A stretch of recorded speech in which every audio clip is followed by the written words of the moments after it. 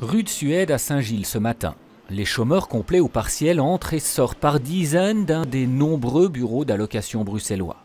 Beaucoup ont encore la chance de rentrer la petite carte bleue de pointage. Car en Belgique, depuis le 31 janvier, ils sont 18 432 à ne plus pouvoir le faire. Parmi ces exclus, 3 300 bruxellois, un chiffre conforme aux prévisions de la FGTB.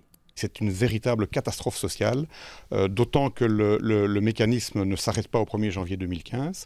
On a calculé aussi l'effet que cela aurait sur la région bruxelloise d'ici au 31 décembre 2015 et on arrive alors à ce chiffre effarant de 11 750 ou 12 000 exclusions. Ce sont là les premiers effets de la dégressivité et puis l'exclusion des allocations décidées par le gouvernement Di Rupo et confortée par la majorité actuelle.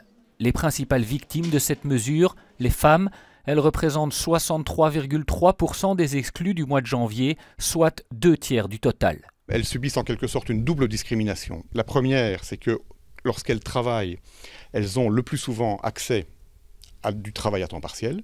Et la deuxième, c'est que cette situation de travail génère pour elles des droits moindres en termes de chômage, puisque avec du temps partiel, on a beaucoup de mal à atteindre le régime de chômage classique et on atteint juste les allocations d'insertion, mais précisément, c'est celles qui sont maintenant limitées dans le temps. La perte des allocations va souvent de pair avec la perte des aides à l'emploi. Pour ne pas abandonner ces personnes, la FGTB préconise l'utilisation par la région bruxelloise de ces nouvelles compétences en la matière.